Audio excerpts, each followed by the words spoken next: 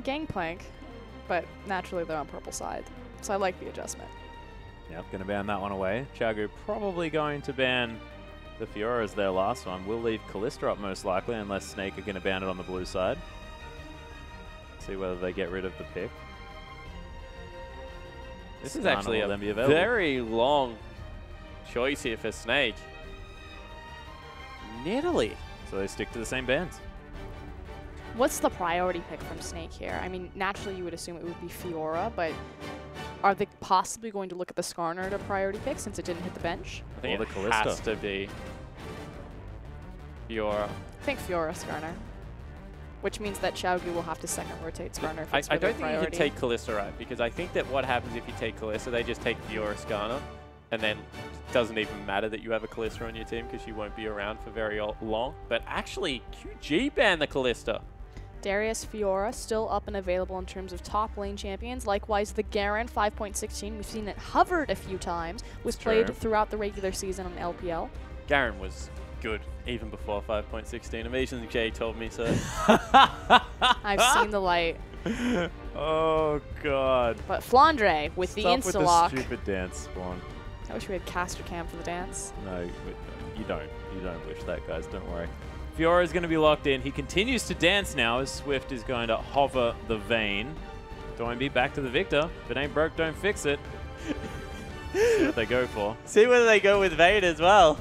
Oh my goodness, it's contagious. Okay. Garen has the best dance in the game. Is that what we were doing? I was just dancing to have fun. He also has a very... it is his dance. It is, yeah. It's Johnny Bravo. Max should be the best at it. Oh, he's look got like Johnny Bravo. Hair. We haven't done it yet, so we'll just see. Swift now hovering the Alistar. It is going to be the Viktor locked in. And the Skarner goes unanswered one more time. So again, not second rotating Skarner just says that these LPL teams aren't prioritizing this champion as highly on 5.16 as a lot of people would have suspected just based off his base stats. And I think this is reflective that there is counterplay to Skarner right now. Yeah, I 100% agree with that. And he's great with Morgana on his team. He's also very bad against Morgana on the enemy team. You know, if there's just that many big, beefy frontliners, it gets to the point where you don't want to actually ult any of them, and if you do it, it's to drag them away from your squishy members. I certainly think that there is a place for Skarner, but I don't think he's unstoppable. And if that gets locked in, and ZZR doesn't play game 3, I'm going to question. Okay, so Beast is hovering Lee Sin at the moment. So I actually like Beast Lee Sin. That's not my problem with it. It's that I think that ZZR is a better early game jungler. So if you're going to have Beast play early game jungles, why not just play the dude that actually plays the likes of the Echo and the Gragas in a very early game oriented manner and run ZZR on the lineup? And you look confused. I just disagree with the mentality of Snake right now in their draft phase. Not that Beast can't play Lee Sin. He played it yesterday. He looked mechanically very proficient on the champion, but Lee Sin's impact, especially in the face of so many other high-priority junglers, like you said, even for a team fight, the fact that Gragas is now being hovered means so much more for Snake than Lee Sin does. Oh, good Lee Sin you're talking about, as I like to refer to Gragas. It's got disengage, it's got percentage health damage, a gap closer, AoE kick, slow, and an AoE ultimate. Or how about this one? You got semi-global threat and range. You've got the ability to split push if you'd like. Invade Both of vision. them can't see. What the? He just locked in Elise. Jax. Yeah, and the Jax is there. The duelist, of course. V hasn't I love played. that you say Elise. I was like, I wasn't surprised about that. I was surprised about the Elise. I understand Jax, you know, known as a duelist, always has been. Like, where's the problem? The thing about Jax into Fiora, however, is that anytime Jax winds up his stun, it's pretty much use stun. Yeah, it's incredibly telegraphed. Fiora's just gonna counter it back and upgrade the CC. It was smart. No, I said it wasn't, I would actually consider it a direct counter. Like Fiora is a direct counter to Jax. Well, this is how V gets his own back, you know? What he does is he wins the lane with a horrible matchup. So, you know, the thing about it is that it looks good on paper because you think Fiora auto attack, but actually a lot of her laning phase is through a Q, you know, the poke damage she does. Very hard to get rid of that, harass. And then Jax is going to try and respond, you know, with the counter strike, with the leap strike, the empower W, and then his ultimate auto attack. But all of that is within a really short cooldown where you can just riposte it back if he has a stun even better. I just don't know whether this is going to work. You also build double lifesteal items on Fiora, which means that if you ever go into that like auto attack duel battle with her, she just has so much more health to get back throughout the course of it. The other thing is that it's V versus Flandre. Yeah, there's a lot of things pointing towards this not going very well for V. V's identity and MO is that counter-flanking Maokai Gnar style of top laner to just go toe-to-toe with Flandre with Jax. And again, like Spawn pointed out, you can see kind of the theory and the counterplay there, but I feel like the execution is so one-sided to Flandre that that's suicide. V's playing Alistar in the top lane, that's what I assume. We've got a Jax support. Oh, well, I actually looked to see whether Viktor had been locked in again because I was like, I could see Doinb playing. Twitch into Braum one more time. It's sort of the Ashe syndrome here once again, where Proskering gets very upset and confused. We keep doing this. Braum is such a high priority champion. Again, my question was earlier, what AD carry are we going to see come out, just because it's so focused on the top laner that you have this assassination potential. And so people are kind of wondering, do you need your hard engage on your AD carry? Are you picking your line damage, your siege potential? 2v2. The Twitch into Braum, not that Braum will stop Twitch's rat-a-tat-tat, but it denies so much damage of his line damage through that. It's questionable to me. The other thing is that Twitch is allowed to play aggressive in that assassination fashion with a Lulu. All of a sudden, TNT needs to be much more careful with who he is trying to pick off because he doesn't have this huge 640 damage shield, all the extra damage to come through when he is auto-attacking, and he can just prioritize the attack speed and the armor penetration. Now he needs to be like very particular because there's an AHri and there's a Fiora. So he opens up on one of them, they just turn around and within their rights could probably just kill him. Yeah, they just turn around and murder him. And the charm, pretty easy to land as well, considering the fact that Twitch, not a lot of mobility. But let's go through the lineups here as Flandre is going to take the Fiora into the Jax, but I at first assumed would be a really fun matchup. Turns out V not going to have a great time as Beast is heading into the Elise with his Lee Sin, and you this time taking the AHri into the Viktor. In the AD carry position, it's going to be that Kog'Maw versus Twitch, Martin versus TNT, and joining them in support will be Ella versus TCT, Braum versus Alistar. Yeah, sort of similar champions there. A lot of disengage potential, a lot of engage potential there from both sides. But QG, looks like the draft may not have gone necessarily as well for them this time around, but let's get onto the Rift.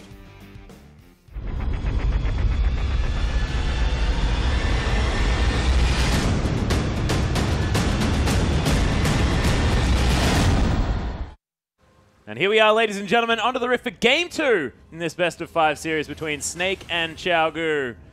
Seems like Qiao Gu with some interesting ideas, and we have some confused analysts on the desk. One thing that both of these teams actually have is a phenomenal follow in the jungle. Lee Sin, Elise clear quick enough by themselves. Throw a Fiora and a Jax in there. It's going to be even better. And we might have a little bit of butting heads. Ooh. Did they sneak in? They did. Oh, Winter's Bite is actually going to proc here as well. There's the Sonic Wave. Counter-Strike has been taken. The passive's going to wear off. That's fine. You generally want to take Counter-Strike first anyway, so it doesn't really affect the laning phase. Oh, it's the ruler glows. Ah, it does. It's my favorite Fiora skin. Is it? Yep. I just like it. The thwack. The thwack sound is that's what you like about it? That's what I like about it. Thwack. I think it's all about the attack sounds. That's why V would be playing SKT skin. You can smack people with a trophy. Yeah. I like the Shen one. Yes. That's a very good one. SKT Shen? Yeah. No, TPA. TPA. That's my favorite skin in the whole game. Yeah. It's a very good one. Do you have, it looks like a possible initiated lane swap is Martin is confused about whether he's going to commit. Okay, he's going to go to the bottom lane. So they feel that since they were spotted out placing the deep wards, that he's trying to dodge.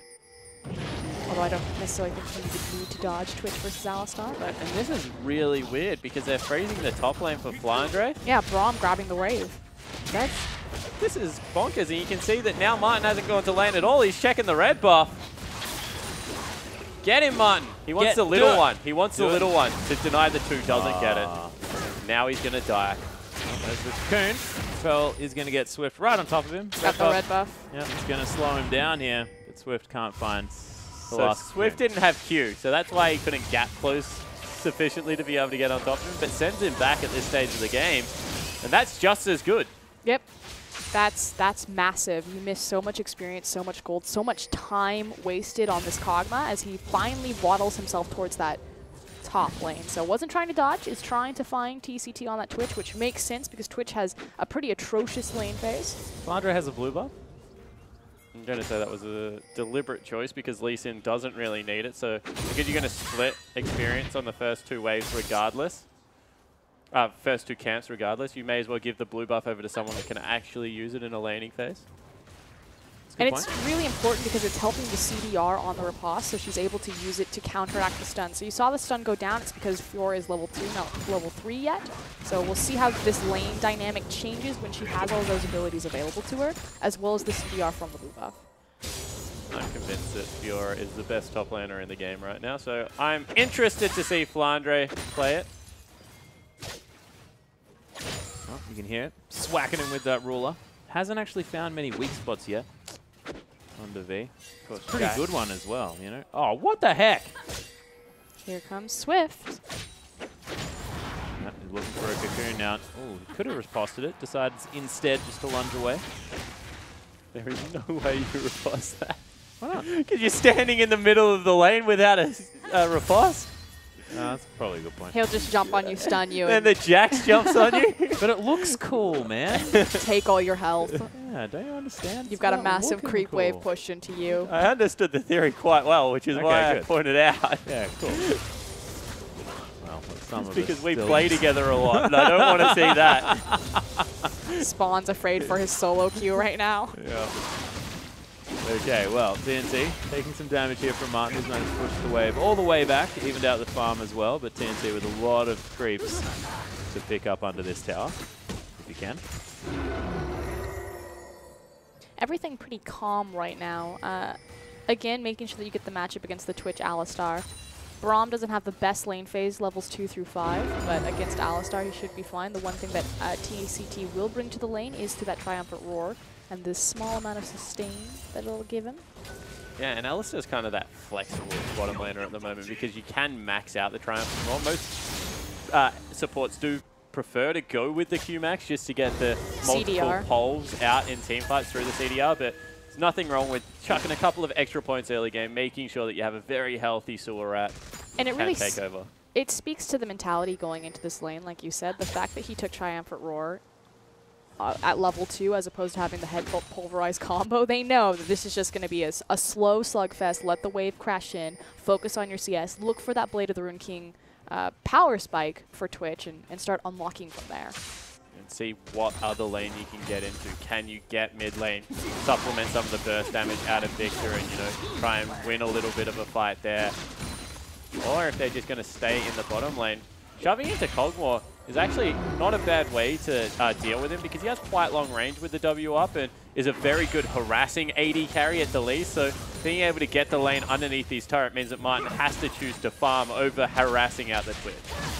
Although we do have a very early roam. We'll see if this is actually a dive onto the mid-tier tower. I have a sneaking suspicion that it might be. Yeah, especially because Swift prepping his spider form, so came out into human form so he can throw the cocoon, then immediately go into spider form as opposed to wait on that cooldown. JK? No, he's still there. Yep, he is. Beast is waiting around as well. He's like, don't worry, I got you for the counter gank, man. Braum also on the back end of it. He's going to show himself. That might be just as dangerous, Beast. Oops, Sonic Wave actually doesn't find anyone as there's the flash. The cocoon comes down. Beast just explodes in the middle of this fight. TNT grabs the first blood as Swift has to be careful, but the repel is going to dodge the aggro, and QG looked almost too easy at that point. Ella finds his way around. TNT is forced out of the fight as Doinb. They're dirty farming in the mid lane. TCT now in a bit of trouble as Gravity Field's going to lock down Ella. Orbit Deception doesn't find anyone as you completely out of mana now. That was a very intelligent manipulation of Fog of War from Qiao Gu right there to make that dive connect. Snake had a sneaking suspicion, you know, Beast through the queue, but stepping forward out of the brush, standing just around the corner, they knew that either the jungler's going to walk into us or we're getting a dive. Yeah, 100%. The one thing I will question, however, is if 4 people are missing and they're all in the brush, even if you hit the queue, all it gives you is that split wow. Yep, TCT looking for the headbutt. There's the Cocoon. He's still holding on to it. Will knock the little Void Puppy back in. The Repel's going to be there for Swift. Probably won't die to the Acathian surprise. It's TNT not even going to fall as well. Oh, actually, Beast finds his way in. Ella's here as well. The ambush goes off. And the Tempest cripple didn't even find the mark as Ella just walks on top of him. Beast just going to smack him in the head with his foot. Unfortunately, didn't have enough points into ambush to get him safely down into the river and to freedom there, but cute little maneuver. It was very cute. And better than that, he got both the kills, you know, so right now, Twitch very accelerated in this game. Should be able to get a very early Blade of the Ruined King, start looking to roam around the map, get out of the Kog'Maw lane, and Kog'Maw's gone for the sustain build. We've been seeing this a little bit more. I think Deft used it yesterday, but no Sheen means a much weaker laning phase for Kog'Maw. And I think it's in a direct response to the fact that we have these top laners and these mid laners who are becoming assassins and dive threats. Hey, look at that. Jax.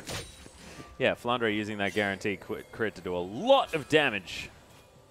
Once again, Swift has just been everywhere on the map. Beast trying to counter gank to the best of his ability, but he's a blue buff right now, and Flandre needs to be careful. Not going to find him as the riposte even went down. They used it that time. Yeah, because Jax was nowhere near him. Yeah. But yeah. again, I learned that. That was good. Quickly touching to the Blade of the Ruined King rush from Kog'Maw, the fact that he doesn't have a lot of built-in protection for himself. He pretty much has Braum, but otherwise there's a lot of dive potential on the rest of his team. It's guaranteeing him that safety and that ability to kite back against the likes of Elise, the likes of Alistar, and the likes of Jax. So more about the movement speed. We saw, I believe Deft yesterday went Bork into Phantom Dancer. The other thing is it also is it's a safer laning phase in the way that Trinity Force is designed to kill, harass people out. Bork designed to help you sustain, guarantee farm, things like that. So I can understand where it's coming from. I just really like Trinity Force Kog'Maw. It's actually one of my favorite adaptions because you never used to go, you do things like Midrest, Blood Razor, all kinds of crazy things, and then it really brought Kog'Maw back into the meta when people started picking up that item. I think Beast might have been spotted out by that group. No pings down as of yet from Qiao Gu, but they walk up to CS, you know that he has. They've held the wave. Should actually be a relatively easy. So right there, if Beast wanted to start this fight, he should have just queued the creep, flashed over, and then... Yeah. So that's not going to work. So what you do is you queue the creep instead, and then the creep line walks past the Twitch, and then you just immediately get the insect. So a little bit of hesitation there. You could see that the AD carry had walked away. Swift now for the counter gang, so everything going to return to normal. Likewise, there's a lot of counterplay on Alistar against Lee Sin in particular if he times his Pulverize correctly on Lee Sin's Q. I don't think he should have been in the lane at all, but if he was there, he should have gone earlier. Yeah. Decent point. Ward swept out there. QG not going to allow any other potential Lee Sin hop wards in the middle of the lane. This lane should naturally win from the Kog'Maw Braum. You should be sending your jungle pressure to other parts of the map, trying to get the Fiora further ahead, you know, trying to help out your assassin in the mid lane. Elise and AHri's has always been one of the most deadly jungle mid lane matchups, just because whenever you land the charm, there's so much follow-up damage and mobility to chase people down. Instead, going towards what is a Cutlass Kog'Maw lane. Not much that you can do there against the Alistar. And both these teams took very similar compositions in terms of how they work. The fact that, again, Snake are looking for kind of a win lane, win game mentality. And Qiao Gu, I mean, they had Gangplank last time in the top lane, but another carry top laner, another control mage, tanky jungle. Once again, losing the trade there, but the counter-strike comes in. There's the riposte. Beast finds his way back. Flandre looks for the ultimate now as the kick comes in. There's the Q. Beast is going to secure it. No, he doesn't. Almost suicides underneath the tower now. And left Flandre to die. He's going to die. What are you doing, Beast?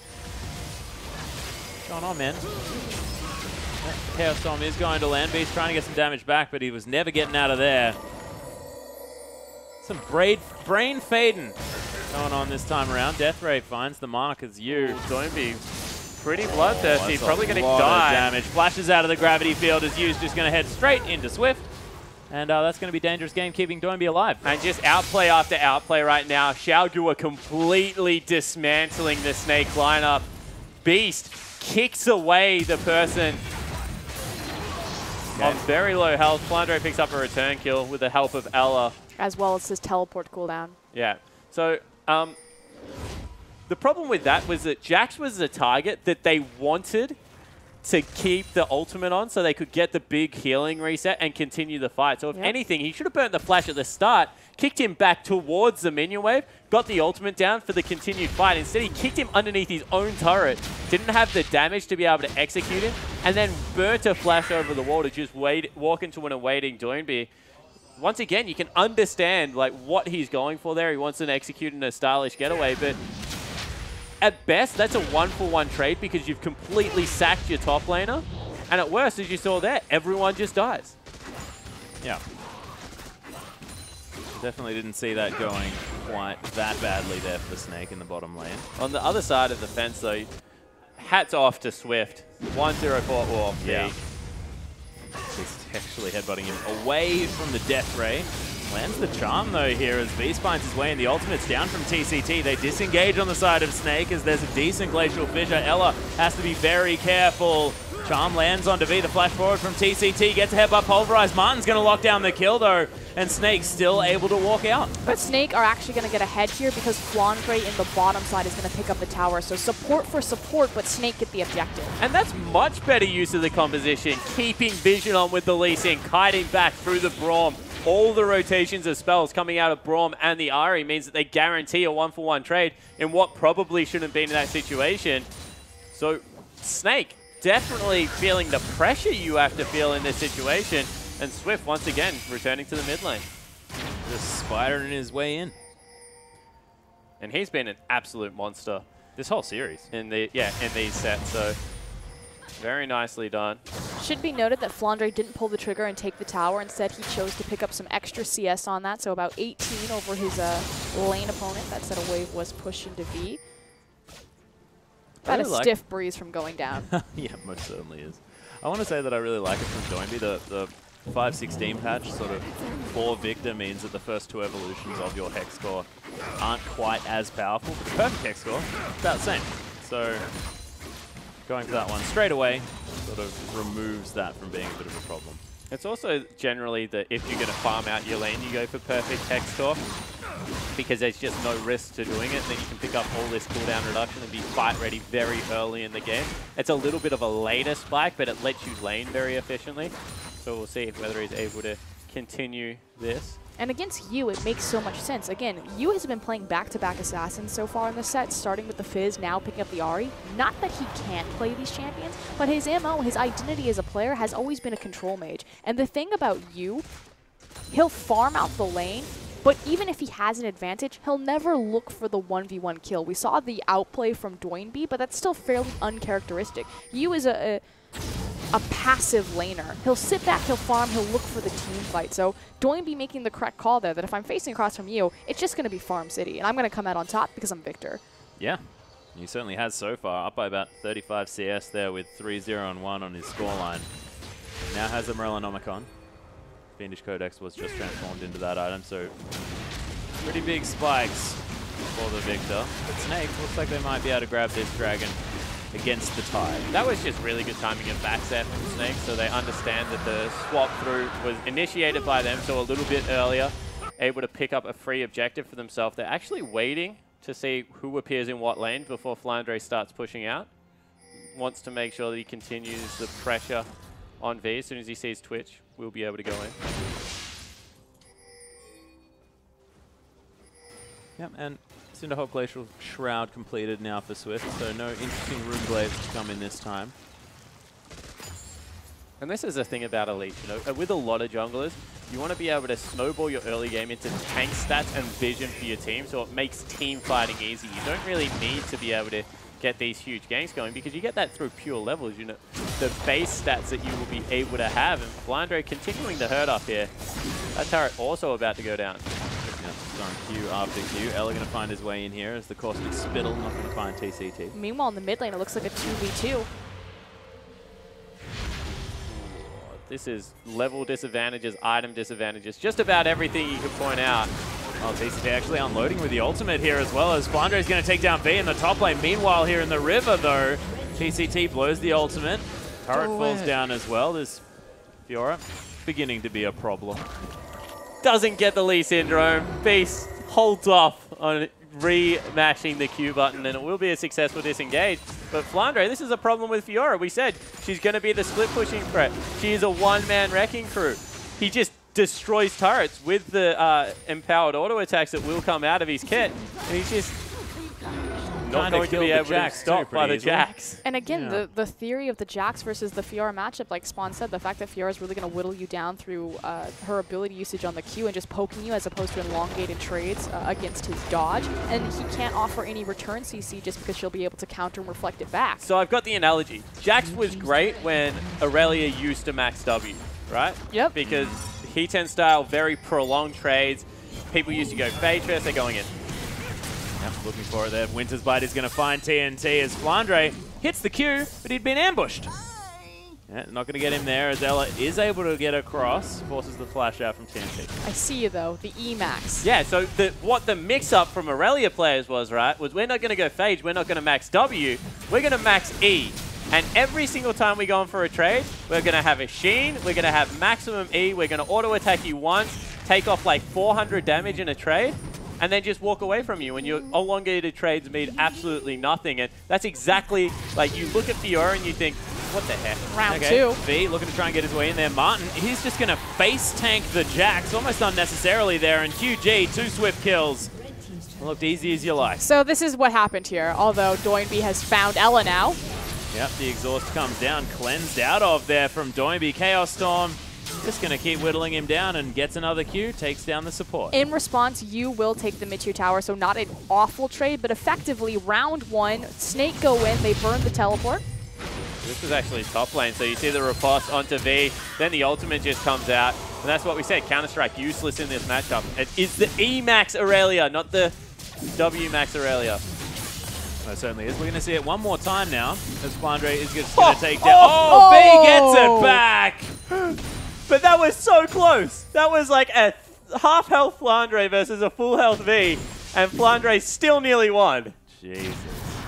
Still gets the turret as well. Inner turret in the top lane falls down, so Flandre will trade his life for that one, but making the Jax any bigger is a scary prospect. Making the Jax any bigger. Look at this Fiora. Likewise, Fiora's going to bring so much more team synergy if everyone's clumped up together, if she's able to drop her ultimate, and there's a lot of squishy targets available for that, including this Jax, which shouldn't happen. So you're saying bottom lane was just, oh, okay, why do I even bother trying to analyze? I gave up on that. Have a look down in the bottom lane. There we are. Martin trying to auto attack, gets him back.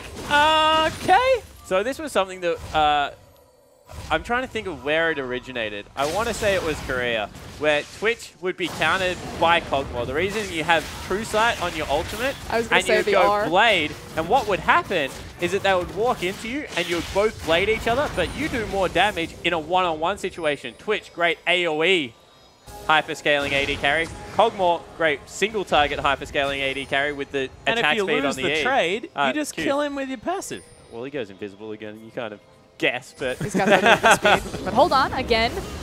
Good point. Opportunity is going to land here as Beast is going to kick TCT back into his team with his ultimate running. Not exactly the best move, but they are going to be able to lock down the kill. TCT was legitimately walking in that direction, Beast. You didn't need to kick him. But they get another kill. And it will be Snake biting back. Oh my goodness. He just wants, I feel like Beast locks in Lee Sin just to be flashy. Yeah. That's why we all lock in Lee Sin, isn't it?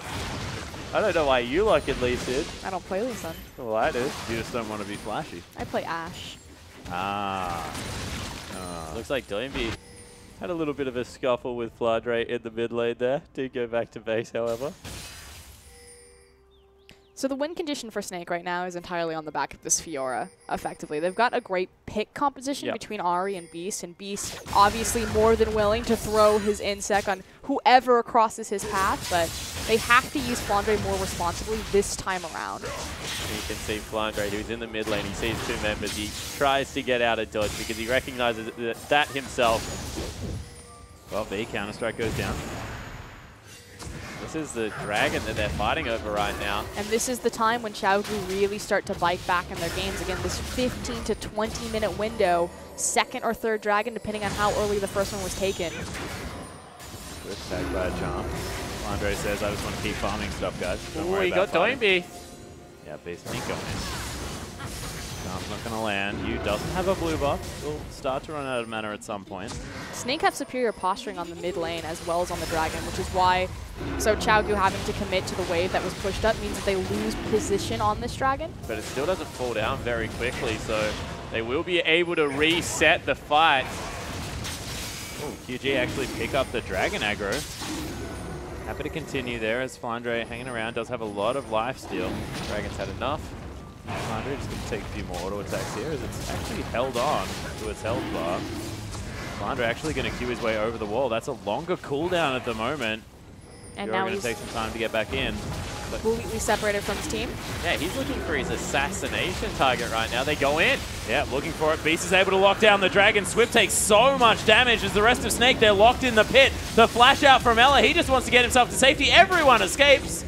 Blow all of the summoner spells, doesn't matter. Grab the dragon, they'll get out. Okay. Yeah, exactly right. And you can see, meanwhile, in the top lane, huge wave forming up there. So this will start denying creeps away. Flandre burning teleport. They want Baron. Okay. They see that Beast is on the bottom. You see the blue ping there because they have so many deep vision They're on 100% going for Baron. What the heck? blue side jungle. It's because when they set up their triangle vision to secure dragon, they see Oh, Swift. they're looking for the pick is what they're looking for as Doinb has to be very careful. They take down Beast and Yu's going to get stunned, but Ella locks down the kill in the end. Doinb still had the ultimate surrounding him there, but Flandre just unable to close the distance. This is fine, even though Beast got picked here, as long as they don't lose any more members. Okay, Flandre's just going to get cocooned and killed, most likely, as he gets back in there. The Glacial Fissure goes down. TNT in a lot of trouble. Flandre locks down the kill. There's the V coming through for massive damage on the back line. He gets stunned up. Ella still trying to do some work as the Living Artillery comes in. Doinb opting out of the rest of the fight. And this is messy. Doinb just saved that fight for Snake right there. Fantastic use of choke points. Again, setting down the gravitational field in that little entrance and then hitting so many members with his laser. Yeah, it was also a really good flash out of TNT to make sure he didn't get caught up in the Glacial Fissure. It meant that Flandre had to burn his flash just to secure the kill on the Twitch, and it wasn't available when V repositioned on top of him. So overall, QG, once again, these scrappy fights, this is where they're strong. And their mid laner right now, 602, 70 CS up, is doing a fantastic job of controlling the map. And he's now got even more control in his back pocket with that Rylai's Crystal Scepter, not to mention some extra health as well. I have a feeling that Flandre has a lot to do with that purchase. This is actually something that we've seen a lot more out of Viktor's as a whole, is the fact that they're going for the continual damage. They want to chain abilities together. He's got 40% cooldown as well as a 40% slow, which means that his Q is just devastating in any form of 1v1 duel. Well, Swift is going to lock down the blue buff. Wanders in and steals it, easy peasy. Then collapses his numbered advantage onto the top side of the map, and it's a freestanding tower for Qiao Gu. And they need to be careful here because Qiao Gu actually have a fantastic Baron team with the Jax, with the Elise. So as soon as they see Flandre bottom, they can theoretically posture around that area, but looks like they will not. And Flandre going to be able to take another turret for his trouble. This is really dangerous for V. Flandre even able to get a little bit of damage back there as... Look at the confidence. So V can't use Counter-Strike is what it is. Because as soon as he does, Flandre just takes the turret. So instead he has to just auto-attack out the creeps and cannot fight Flandre without reinforcements. Those reinforcements are here. It's TNT, TCT heading towards that bottom side. Rest of Snake around the mid lane. A couple more inner turrets available for this team, 4-3 as far as that scoreline is concerned. And once again, it's in the mid game and it looks like Snake just have no idea what they want to be setting up for in the map. They've tried 2 teleport plays, one of which was for a Baron and ended up losing them a team fight, one of which was in the bottom lane. And then V just did it better the second time around. And now they're rotating him into the bottom lane. Do we want to split push with our Fiora? No, we want a team fight. Now he's grouped back up. It just looks like QG a little bit better at securing the objectives. And we talked about this kind of in the space between the games, that Snake tend to fumble their mid-game shot calling. I feel like this is an issue where they're very reliant on the lane phase to create structure and direction for them. Well, Beast is going to get caught out. There's the exhaust as well, but he's over the wall. Will be okay for now as V, he's looking to try and lock down the Elise in. Doinb, though, left all on his own. No Zhonya's this time. And he'll fall to Flandre's damage to the slow from the winner's bite. There's a Glacial Fissure forcing the flash out of Swift. The rest of QG able to get out for now. Beast is still sort of, I don't know, meandering around the jungle, but I think he'll be okay too. But it's fine because we get into these late game scenarios, 30 minutes, 35 minutes, where it comes down to a single team fight. And yes, they kind of flounder around in terms of direction of where they want to prioritize objectives, but it just comes down to a fight. Oh my goodness, this damage is massive. Flandre still trying to get the work done, gets back round. Beast comes in, secures the kill, and they'll stand in the healing to pick that one up, but that was very close, and V, I believe, would have had the 1v1. Yeah, but once again, Flandre misses a riposte on the stun. It's just about whoever blinks first in this situation right now, and Flandre is the one that makes another tiny misstep, and you're right, it would have been his demise as Swift. Oh, there's the flash forward, but doesn't land the winner's bite. Beast finds his way in. That Pulverize did not do too much. And AHri just ignited him. Snake looked really sloppy in tiny executions. Like, that was a 20 to 30 health pool Elise coming off the back end of a repel, and an auto attack probably would have done it. And Ignite is burnt to secure a kill, which was pretty much guaranteed at that point. They knew she didn't have flash. She used it to dodge out of the Winter's bite. Everyone was there. We all saw it. Just do your buttons, man. Apparently. You had a button to do. Yeah, I agree, and I think it speaks to why Snake have been playing from the back foot for pretty much the majority of the series, save for their really clean executed first 10 minutes of game number 1. See if they can pull it back again. If you come into a 30-35 minute mark where it's just a single team fight, Qiao Gu are incredibly good at 5v5ing. They got the advantage last time around, but Snake are just as proficient if they get their ducks in a row. That's a very good point. V has managed to grab himself the 2-item power spike as well, which is why he was so potent in the last 1v1. Later the run King Trinity Force is there, but now an extra BF sword for Flandre. V heads towards an Essence Reaver. I'm going to be very, very happy. 30% cooldown reduction in that build as well. Yeah, he certainly will, because then with the Spirit Visage, which is the general item of choice, able to get even more self-healing in there, caps you out at the 40%. Yep. And this is a one build that I actually really like it in.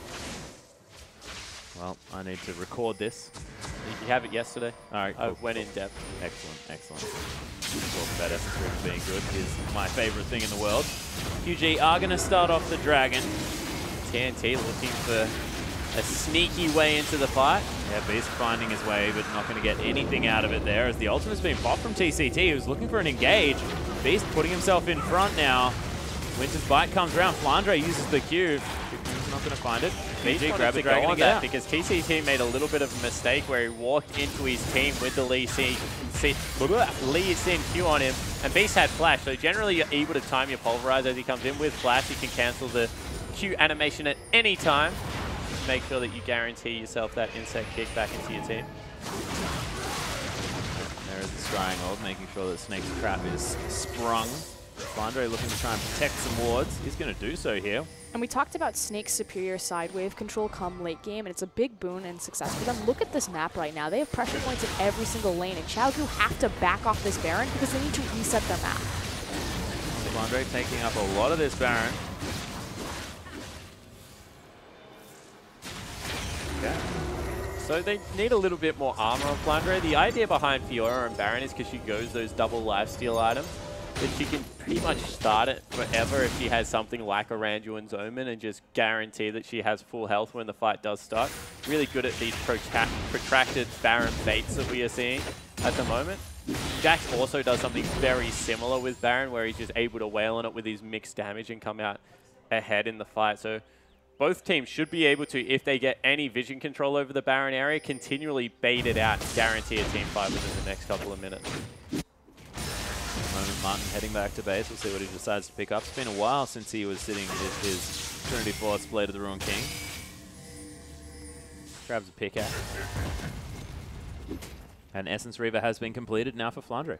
Yeah, so the reason that Essence Reaver is good is that it's a little bit less gold. It's the same amount of AD. I think it's a little bit less lifesteal, but it gives you that cooldown reduction. What that means is that, as I said, if you go Spirit Visage as your last item. You don't have to take any runes, you don't have to take any of the mastery points, and you guarantee that 40% cooldown reduction build. And it's so important to Fiora because of how her Q works. If you tag someone, it goes down to like a 2-3 second cooldown where you're able to repetitively chase them over terrain and just make their life hell. So that's why I like it. Just opens up the flexibility of being able to go for that. A little bit less defensive, but still has all of the offensive punch that you're looking for. Also make sure you don't run out of mana. It's pretty handy. Wow, I'm really glad that the microphone actually caught the head desk there. What? That was actually a magical moment. Thank you, Alice. Oh, Doinb takes an order of deception there. So I'm still baffled. Probably that's a really good point. Don't worry about it. You shouldn't run out of mana late game with anyone. Kidding, I do it all the time. You can just use your Q over and over in the middle of a creep wave. Yep, that's the answer right there. Damn Using right. mana on creeps. Damn right. Here we go, though. Flandre, again, is still so far ahead. Now, he is finally down in CS, but with this 3-item power spike, with the theory and the counterplay that Fiora opens up against Jax, he's able to continue to bully out V and just siege out and steal small objectives and power points for Snake around the map. Now, 5 towers to 3 in favor of Snake. Ella's heading back, trying to recharge that side stone now. I hate the fact that Martin actually picked up a pickaxe, because I'm scared it's going to be a Last Whisper. It is going to be a Last Whisper. Last Whisper on Kog'Maw. Well, he's actually facing across from a lot of armor, so normally I agree with you that it should be a 3rd-item Phantom Dancer if you want to actually output the most damage possible from Kog'Maw, just because of how it'll synergize with his W armor shred and the attack speed. But against 2 frozen mallets, or not frozen mallets, excuse me, ward mails, it's not an awful choice. And the other thing is that you have to look at how Kog'Maw trades and how long these team fights are going for. And, you know, ideally he has his W up, these max range, and it's a lot of mixed damage and attack speed's good. As Swift gets caught out. That uses the repel, actually going to Doinb get out one more auto attack will stun him up. Yeah, TCT finding his way in. Ella's going to get locked up. The teleport coming in. TNT's been tagged. Beast wants to find his way back in, but there's the rat-a-tat-tat, and you has to use the ultimate to escape. Martin going to flash over the wall, use the heal, use everything. Flandre is cancelled. Yeah, I'm trying to figure out if his teleport was cancelled or if he just didn't have it. No, he cancelled it himself. So he was going into that ward right there that was going to put him in the middle of the team, but they need to fight now. Oh, Sonic Wave has landed, but Beast gets caught in the gravity field. Baron secured now for QG as the rest of Snake trying to run away. So many low health bars. Martin sacrifices himself for the good of the colony. And V is just going to wreck everyone. Flandre tries to land the riposte, but Pulverize pretty good. It's a double kill for the Jax. And a single team fight opens this game up for Qiao Gu. And again, they look so devastating, so uncontrolled. And individually, Snake are making these outplays, especially on the back of Flandre. But against the 5v5 and the full core of Qiao Gu, they're just falling apart at the seams. Yeah, and it's just Doinb time and time again, arriving at the right stage of the fight, putting out all of this damage. 8-1-3, 60 CS up. He's just been a monster the entirety of the game, and Yu hasn't been able to match the amount of damage. Yeah, make that series as well. I mean, Doinb, when he gets the Viktor, always able to make things happen. And it was last game, a game where, you know, things weren't going great. He was getting killed over and over again on that by the Fizz in the mid lane.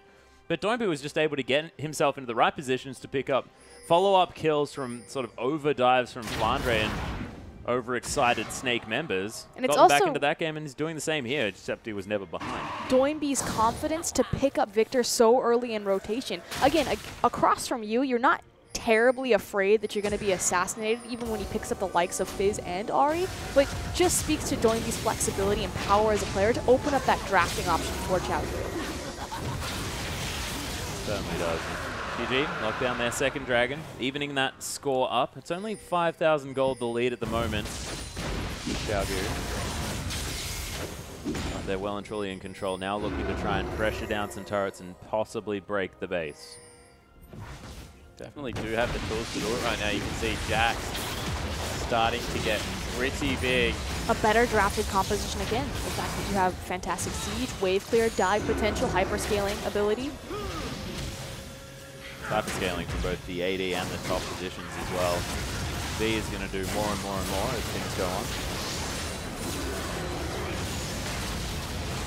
Oh. Beast tries to find his way back in there. The riposte is actually going to lock down Doinb as well, so that's going to be the first pick TNT. He's been exhausted. The ultimate's on him, though. Flandre gets stunned up. He's going to be taken out. It's 2 kills swiftly off the back of that for QG, and they turn around. That pulverize was god tier. TCT has been massive this series, and Martin and Yu, they have to run away, but they're not going to be able to. The Counter-Strike locks down Yu, and look at these auto attacks from the Jax, who just dies. And Yu's going to make it to his fountain. So really nice kiting back out of Yu, but TCT right there was just able to disrupt so much of the team fight. As Swift also going to be able to escape, so they do break the base, but maybe to not the extent they were expecting off the back of that Baron buff. But that's best case scenario for Snake. The fact that they picked out Doinb and he died before the Chaos Storm even went off. Yeah, it was a pretty good scenario, but once again, Lee Sin, 1 kick, 1 team fight victory, 1 game, 1. Done.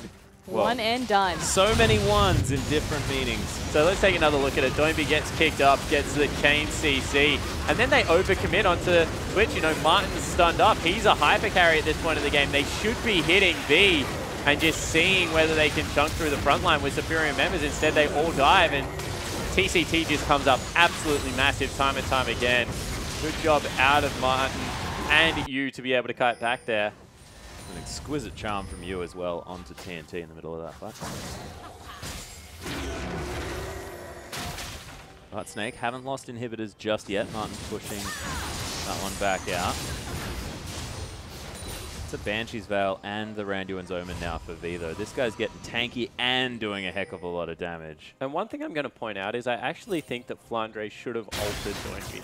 Because where Doinb had it died, Martin could have sat on top of it and got a lot of healing out, and that would have given them the luxury to hit the front line. From that stage, QG would have been in full retreat. Instead, he used it on the Twitch. It amplifies your damage a lot, but the second part of that big AoE heal just didn't do anything for the team because Twitch wasn't able to be chunked out, and it meant that that sustained fight wasn't going to go in Snake's favor. I think this is an overarching problem of Snake's target priority has been incredibly questionable come into the LPL playoffs and into the regional qualifiers, especially against the likes of Qiao Gu.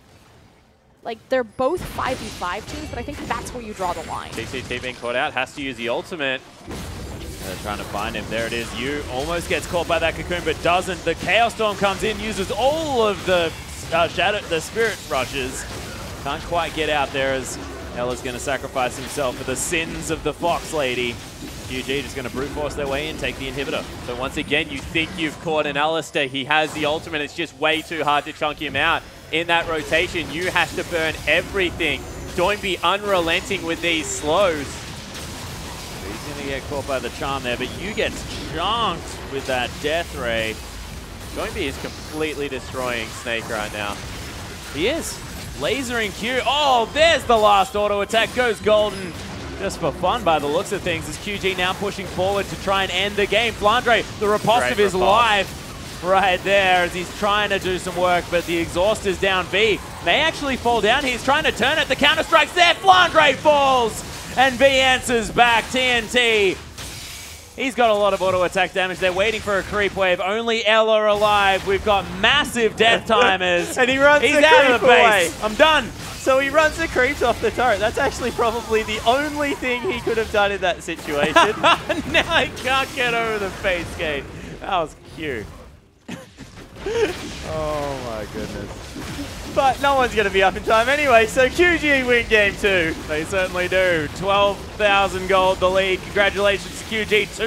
2-0 in this best of 5 series. And Snake, they really need to sit down in a room somewhere and discuss what's going on, because there have been some interesting things happen in these last couple of games. Great piece of advice, ban Viktor. Yeah. Maybe, and yeah. Yu is a fantastic Viktor player on top of that. It's such a contested pick between both these mid laners that there's no reason that they should be giving it away for free. And again, the fact that Doinb can early rotate Viktor with such confidence, especially against the likes of Q, opens up Qiao Gu's draft phase. And back-to-back, I feel like Qiao Gu are winning here on the 5.16 patch in terms of pick and ban. Yeah, completely agree. And you know, one more thing I want to throw out there is the fact that Viktor is so impactful with his ultimate up. but Justin is good without it. If you go that Rylai's Crystal Scepter, you saw how many rotations of spells, 40% cooldown reduction, very easy to hit after you've used that transfer power. Uses the ultimate to chase everyone away, then just use the regular kit to murder the rest of the lineup. And the death ray was doing so much damage. The fact that he was able to use the sort of mini shockwave version of the gravity field as well underneath towers, making sure that he was creating zones of control. And I was frightened for the Twitch because he had no augmentation apart from the Zeke's Harbinger and items that you could potentially pick up. There's no Janna, there's no Black Shield from Morgana, there's no sort of augmentation that you can offer from anyone else on the team. But it didn't matter because TNT was almost an afterthought. It didn't matter because he didn't have to do anything. Exactly. Like, apart from that one fight in the bottom lane where he went pretty well, I would love to see the damage dealt graph because I have a sneaking suspicion that Doinb has like destroyed everyone. Yep, out of control, massive damage. So the Viktor probably going to be a consideration here for both sides next game, but Snake might need to think about maybe switching up this ban phase. I mean, the Nidalee, does that necessarily need to be banned on this patch? But this isn't Snake. Like, I understand the Nidalee ban, and I agree the fact that they are getting outplayed in the jungle in particular, the Beast versus Swift matchup, not just in the champion pool, but just in Beast decision-making. But Yu needs to play control mages. That's his identity. Well, let's see if he can, but we are going to throw it out for some further analysis into the war.